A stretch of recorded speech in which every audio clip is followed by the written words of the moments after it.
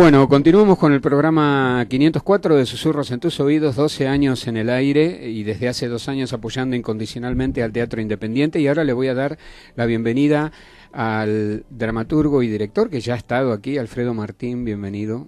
Bueno, muchas gracias, buenas noches. Gracias por apoyar al teatro independiente y por la invitación. No, por favor, un placer, un placer. Bienvenido, Mariano Falcón. Bueno, muchísimas gracias, Luis, gracias por la invitación. Vamos a hablar de esa maravilla que es La vida puerca. Estábamos hablando ya antes mientras te esperábamos, un poco de cómo me había impactado la actuación de Mariano, más la apuesta, tu dramaturgia sobre esta obra en particular. Sí, la verdad que para nosotros es una aventura muy un gran desafío y una aventura, ¿no? Un gran desafío porque yo siempre le digo a los actores que debe ser una de las obras, si no la más difícil, en todo el proceso, porque conlleva muchos actores, son 16 artistas que están en escena, 15 actores y un músico que también actúa. Y por otro lado es la primera novela de Roberto Arr y tiene un desarrollo con muchas peripecias y con muchas estaciones. Y queríamos de alguna manera, uno cuando siempre toma un autor para, digo uno en el sentido yo, no quiero generalizar, por ahí existen otros casos, pero está por un lado la fidelidad a ese autor, porque hay cosas de ese autor que están hablando por uno, o uno se siente hablado por ese autor, pero al mismo tiempo siempre implica una traición, es porque uno cambia de formato, entonces no es literatura, es teatro, y a veces en la literatura se pueden manejar ciertas imágenes, ciertas descripciones, y uno piensa, entonces, ¿cómo llevo estas ideas a formas y esas formas a la escena, ¿no? En ese sentido fue bastante complicado y complejo armar y decidir usar los 3 escenarios y medio que tiene Andamio, y llegar hasta la medianera del lado opuesto, desde la platea, para poder plantear ese Buenos Aires que él describe de principios de siglo, de siglo pasado, en donde había una promesa de gran urbe, una promesa de que Buenos Aires iba a ser una ciudad del mundo, ¿no? Y cuando eso empieza, esa idea de progreso empieza a eclosionar, aparece la crisis. Entonces, ¿cómo llevar eso al escenario? ¿Cómo plantear a Buenos Aires? Porque Arr no es sin Buenos Aires, así como Kafka no es sin Praga, claro, o Pessoa no es sin Lisboa, ¿no? Es de esos. Así que ese fue el primer problema. Por eso esa apuesta tan compleja que viste y al mismo tiempo tan lúdica, porque lo que queríamos era que los actores pudiesen jugar libremente, libremente pero con reglas, ¿no? Esa es la dinámica del teatro, ¿no? La disciplina y la fiesta, muy juntos. Sí, lo que le comentaba a Mariano, me parecía, yo releí después de ver La vida puerca, releí El juguete rabioso. Ah, qué bien, encontré qué lindo ejercicio. Sí, claro, porque encontré cómo habías sido muy fiel al espíritu original de la obra, y de hecho, digamos, yo creo que está todo lo que uno encuentra en la obra original, con el lenguaje teatral, y qué difícil, y esto es un poco lo que vos me estabas comentando ahora, ¿no?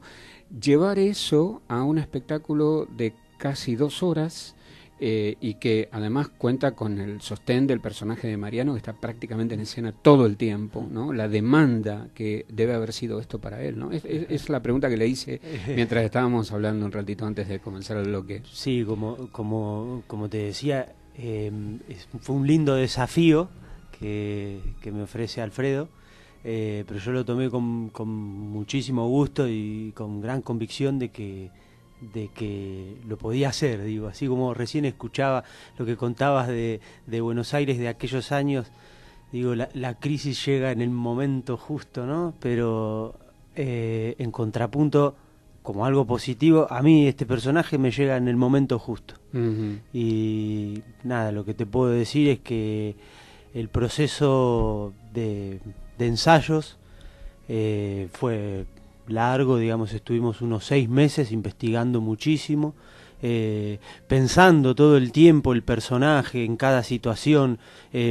Con Alfredo se da algo que a mí me encanta, que por ahí te llama a las 12 de la noche y nos quedamos hablando sobre tal escena o tal situación. se fue construyendo por bloques. Ujú. Y claro, eso que parece algo inmenso, interminable, después nada, se va hilando, y se va armando el recorrido. Como te decía antes, por ahí las primeras funciones uno está como tratando de asimilar toda esa maquinaria, pero ahora fluye el personaje, está hilado por cada una de las escenas, cada situación que va atravesando a través de la historia. Nada, te puedo decir que disfruto muchísimo interpretar al personaje de Silvio Astier. Creo que es un ícono. Lo pienso ahora, digo que estoy tan fascinado con Art. Antes había leído más de joven, más por arriba, y ahora es como que nada, me lo hice carne. Y el personaje de Silvio Astier es vigente, y es, como también dice Alfredo muchas veces, está lleno de juguetes rabiosos. En este caso es Silvio, pero todos somos juguetes rabiosos, y hoy está la ciudad está plagada de Silvios Astier por todas partes. Totalmente, sí, totalmente. Yo creo que tu Silvio Astier, va a ser imbatible. Así lo sentí, porque bueno, nos haces vivir a nosotros los espectadores toda la gama de sensaciones, emociones y contradicciones que el personaje tiene, ¿no? En su complejidad. Y ayudado, digamos, por este despliegue escenográfico tan profundo, tan inmenso, ¿no? Porque yo me acuerdo, me preguntaba, digo, ¿dónde termina este teatro? Porque se ve hasta allá atrás de todo, ¿no? Ese concepto de espacio es impresionante. La idea era un poco aceptar el riesgo que tiene la novela de que no es una novela que pueda ser contada en forma realista. Y entonces ese es un riesgo, porque si se nos convertía en algo realista, perdía las aristas, la oscuridad y toda el desquicio que plantea el mundo de Art. Y como además iba cambiando todo el tiempo en su periplo, iba cambiando, digamos, de lugares, de locaciones, entonces la idea de usar todo el teatro nos daba la posibilidad de ir enhebrando con el trazo dramático del personaje principal, con el trazo acústico del acordeón que ejecuta el maestro Enrique Sosa, y con el juego que plantean los demás personajes que están siempre bordeando la acción. Eran los tres elementos con los que contábamos para hacer ese circuito, y que ese circuito fuese enloqueciendo un poco y cada vez más, como planteando una especie de corte, digamos, topológico de la cabeza de Silvio Astier. Entonces había algo que discutíamos y que charlábamos con Mariano, que era la cosa más vertiginosa y febril que tenía que ir tomando cada vez más el personaje y los que lo rodeaban. Entonces hay algo de bancarse esa oscuridad y esa locura que iban un poco a la par, ¿no? Y generan un estado tiene que generar forzosamente un estado en él y en los compañeros para que eso se transmita, una especie de segregación artiana que tiene que alcanzar ese jugo al público, a las personas que están mirando, ¿no? Era un poco el gran desafío. Entonces yo siempre les planteaba a los actores que todos hacemos este viaje y estamos todos embarcados en una estructura que va a tener que enloquecer, que no es, y en ese sentido va a tener que descomponerse y estar todo el tiempo dinámicamente armada o articulada. No tanto como una estructura más convencional, teatral, en donde, bueno, uno sabe que empieza un acto, que termina, etcétera, ¿no? Y bueno, esto fue más o menos aceptado, más o menos resistido y súper trabajado. Ahora yo creo que ya todos, yo desde la cabina, digamos, mirando lo que pasa y después haciendo las devoluciones, y los actores encarnando cada uno de sus personajes, lo estamos disfrutando todos. Y me parece que fue un tiempo en donde cuando sentíamos que habíamos estrenado, estábamos sabiendo lo que estábamos haciendo, porque creo que los ensayos fueron muy exhaustivos y no se puede hacer de otra manera, sino es discutiendo cada escena, viendo cuáles son los bordes, cuáles son las profundidades, lo que se dice y lo que no se dice, pero ahora, además de hacerla y saber lo que hacemos, la estamos disfrando enormemente, muchísimo, me parece. Sí. Y algo que vos decías antes con respecto a la escritura, y ahí me animo a comentar algo del gran trabajo que hizo Alfredo. que por ahí uno cuando toma una obra de teatro ya existe una estructura, pero acá también el desafío era llevar una novela al teatro, y hay muchas, digo, volviendo a la novela El juguete rabioso, hay muchos momentos que son como muy descriptivos. A mí en particular eso me encanta, ¿no? Muy visuales o son muy sensoriales, y entonces cómo llevar todo eso que es imagen o sensación a acción. Ahí estaba también el gran desafío. Siempre recuerdo ese pasaje de la obra, como decimos en un momento en la obra, que en la novela, que Silvio Astier está soñando que como unas estructuras de Portland gigantes se lo avasallan y lo aplastan. Bueno, imágenes como esas, traspolarlas a la acción, claro, fue uno de los grandes desafíos. Claro, hay algunas que están contenidas y contadas en la puesta.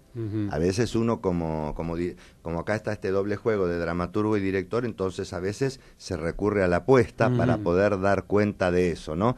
Esas estructuras que mueven los feriantes y que de repente avanzan más o menos hacia el público y hacia él, o alguna escena que está apenas mencionada en la novela, como es la escena del velorio, y que yo dije que esa es, yo cuando la leí digo, bueno, esa es la zona de encuentro, ¿no? Donde a veces hay una llave, digo, esta escena es una llave en la obra, porque a partir de este sueño onírico, él despierta distinto, él ya no es el mismo Silvio Astier, después de entender que la muerte no es una solución, porque hasta eso le falla. Claro, claro. ¿No? Entonces, cuando un día, no fue a las 12 de la noche, esta vez, fue el arte no tiene horario. No tiene fue horario. antes de la función, de noche aparezco con un papelito, no sin haberle avisado antes por teléfono, digo, tengo un mapa con el recorrido emocional de Silvio Astier. Me dice, ¿qué es eso? Bueno, y ahí vamos viendo cómo, porque me parece que esta cosa de las máscaras, en donde es heredero del teatro dicepoliano, del grotesco criollo, de Florencio Sánchez, que eso se ve también algo, ¿no? De un recorrido por el teatro rioplatense, era un poco la idea en la puesta, ¿no? Tiene que ver con esta cosa de querer ser otro, querer ser otro que uno no es, y actuar como si lo fuera, y entonces perderse ahí donde uno mismo cree que se va a encontrar, ¿no? Entonces, justamente, Silvio Astier empieza siendo uno, potencialmente, y termina, por obra y gracia de las circunstancias discriminatorias a las que lo someten y de humillación, encarnando aquello de lo cual se queja. Entonces yo le digo a él, este sueño que me permite a mí, además, expresar una cosa onírica que siempre es como muy rica, muy frondosa, y tiene que ver con el mundo interno, que en general es más interesante que el mundo externo, que es más chato, le va a dar pie a él para despertarse otro, y ya su inocencia está perdida. Claro. Esa voluntad de obediencia y de opresión que antes lo ganaba, acá él empieza como a replicarla, ubicándose en el lugar del victimario. Y bueno, después lo comentamos, porque siempre comentamos, ¿y cómo te fue? ¿Cómo te fue en el viaje? ¿No? Y él me decía, sí, ahora yo realmente me doy cuenta que es así, que ahí puedo empezar ya claramente a ser otro. Claro. Wow. Yo no me puedo morir, pero tengo que matarme. Y ahí en ese renacer aparece este Silvio más oscuro. La otra vez hablábamos de por ahí la diferencia con personajes como Ricardo III, por poner un ejemplo, que ya nace corrompido y desde ahí acciona, y me parece que lo que cuenta Silvio Astier es más terrible, porque ver a alguien que nace blanco, con tantas posibilidades, con tantas capacidades, y que la vida lo apalea hasta que lo termina pasando hacia el lado oscuro. Claro, porque no es un contrahecho, no es alguien que no tenga recursos, al contrario, es un joven inteligente, lleno de potencialidades. Entonces es más triste ver este devenir, ¿no? De ser oprimido a pasar a convertirse en una especie de monstruo. El hombre, claro, el superhombre de Nietzsche. Sí, exactamente. Bueno, vamos a hacer una pausa brevísima con un tema de La vida puerca y ya volvemos. Seguimos hablando de La vida puerca, que tenés que ver todos los sábados en Andamio 90 a las 22:30. Muy Así bien. es. Así Sí, es. sí, sí. ¿Quiénes son tus compañeros? ¿Me querés contar vos? ¿Querés que los nombre yo? Bueno, te nombro por ahí Entre los dos. entre los dos, por ahí me olvido de alguien, pero Ujú. bueno, también está Marcelo Bucosi, el gran Marcelo Bucosi, el gran Daniel Goglino, el gran Marcelo Pelado Rodríguez, el gran Gustavo Reverdito. Digo gran porque de verdad son grandes compañeros Sí, sí, y grandes sí. actores. La gran Luciana Procaccini, el gran Julián Velegia, el gran Francisco Ramírez, la gran Rosana López, el gran Ángel Blanco, la gran Laura Canteros, el gran Marcos Díaz, estoy reiterativo pero lo vale, la gran Luciana Baba, el gran Martín Portilla, la gran Camila Trujol y dirige el maestro Alfredo Martín. Sí, y la escenografía y la iluminación la hicieron Marcelo Jauregui Berri y Fernando Díaz, y el vestuario maravilloso es de Jessica Menéndez. Y la fotografía de Gabriel Oscar Pérez. Los asistentes son Julián Novoa y Laura Cantero. Dos asistentes, porque la verdad que esta obra nos da muchísimo trabajo, pero un trabajo de esos que celebrás tener, ¿no? Estas cosas que uno dice, yo digo trabajo, pero en un sentido absolutamente positivo, ¿no? Que te permite nutrirte de eso mismo que te hace transpirar o entusiasmarte con eso que después te obsesiona y como que uno va y viene en esos dos sentimientos, pero que permiten construir colectivamente en un momento en donde todo es tan individualista, todas las actividades se están volviendo tan poco plurales, que hacer teatro independiente, constituir un grupo y durante 2 años más o menos, quizás más, pero como mínimo en general son 2 años, hacer este viaje artístico implica un compromiso, ¿no? Un compromiso y una celebración y un disponerse a resistir los embates de la realidad desde los mundos que uno se anima a inventar y sostener. Es como si la ficción, entendida en este sentido, fuese una manera de vencer ciertas adversidades y de poder situarte más fuerte y más reflexivo frente a lo que está ocurriendo, que se muestra como demasiado homogéneo, demasiado perturbador y parece no haber salida. Sí, yo cuando salí del teatro sentí que estábamos viviendo una vida puerca. Viste, una sensación como de desasosiego, ¿no? Porque lo que estamos viendo allí, lo que plantea Art, lo que nos mostrás vos con tu magnífica dramaturgia, con esta adaptación del Juguete Rabioso, no es más que un reflejo de lo que estamos viviendo, ¿no? La exclusión, la falta de oportunidades, el sentirte descorazonado, sentirte señalado, acosado, y me preguntaba si habría redención para Silvio Astier.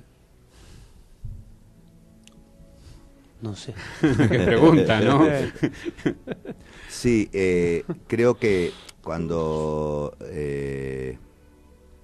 uno puede meterse, digamos, en la piel del personaje y hacer el recorrido, estas comprobaciones que va haciendo antes de meterse de lleno en sus oscuridades finales, en donde dice, todos estamos abandonados de la mano de Dios, y pide piedad sin que nadie lo pueda escuchar, donde escucha su propio eco. Hay una inmensa soledad que me parece que tiene que ver con esto de cómo se plantean las cosas en las sociedades distópicas, ¿no? Las sociedades a las que vamos, que son como 1984, ¿no? Todo lo que planteó Orwell con su literatura, en donde parece que vamos rumbo a una especie de alienación, en donde lo único que nos queda es idiotizarnos para no ver, pero que vamos camino hacia un fin muy, muy ingrato, muy injusto y muy asqueroso. Por eso lo de la vida puerca, ¿no?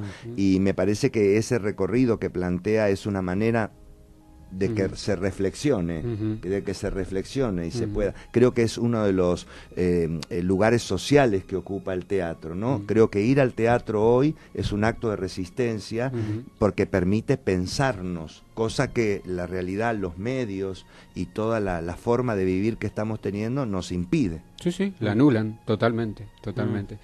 Bueno, lamentablemente se nos acabó el tiempo. Yo me pasaría la noche hablando de la vida puerca y además de este maravilloso personaje y de tu maravilloso equipo.